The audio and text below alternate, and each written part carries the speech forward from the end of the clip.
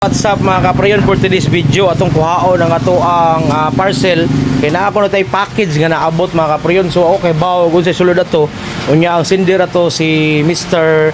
Wendell Aquino. So ato atuon sa LBC mga kaprayon, kay ang taga LBC ni tawag pod sa ato nga natay package nga naabot. So ato atuon atong klarohon og tinuod. So fast forward mga kaprayon, mo na siya ang package ako anang nakuha naagi day tay package mga kaprayon. So ikarga din nato na way daghang langan mga kaprayon oy. Dayon, before ta na mga kaprin mo uli sa atong cribs, muhapit sa ta sa Mr. YID kay magpalitag ubang mga insulator o kibultay sa ato ang system mga kapriyon. So ato aning i-unbox dito mga kapriyon.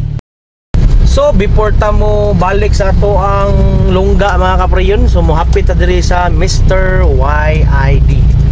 Okay? So nato diri ron sa poblasyon mga kapriyon, Mr. YID.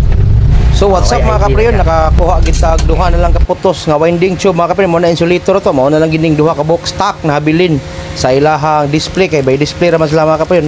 Nya mga kibultay kay gamit kayo sa DE63 unya kanipong mga gagmay nga brass para sa compressor maglimpyo ta, magkuha sa dana mga kapriyon. Diri arita diri sa cashier mga kapriyon, ato ana ning bayiran diri ang ato ang gidala. So dara gisugda na sa cashier nga gwapa kayo. Putiknot mga kapriyon na. Oh, idol kaya ako cashier ibog ikaw na. Sana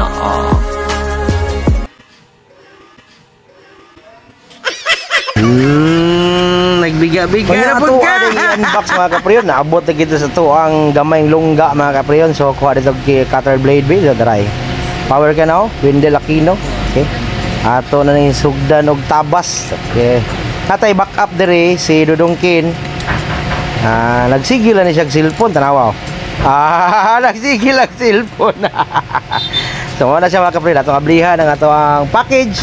Wow, unsaan kaning nga package kaya na wow ka mga hinog ani nga pagka compressor mga kapriyon, pagka nindot pagka putos, grabe. Thank you kayo Sir Wendell Aquino, dako kay nagikatabang sa ato ang gamay nga barong-barong oy. So murag na po ni kabok siguro atong ipon be. So ano siya. Okay, wapo kay mga kapriyon ay nagduga-duga pag green. Duha. Ya dayon, green kayo. Sa mayabog na siya mga kapriyon kay igor am nagi-clip or giputol nila ang tubo, ang fitting sana tulo. Power kay na siya mga kapriyon. So na ikaw pat. Dayon, arita sa kuan mga kapriyon, pinakalas niya nga compressor nya 5. So sa sulod mga kapriyon atong liliod diri sa sulod o pilay sulod. Okay. So naapoy 5, so napo tanan ang napadala sa ato ang amigo nga si Sir Wendell. So shout out day og ari pud ta sa atong package pud gikan sa Mr. YID.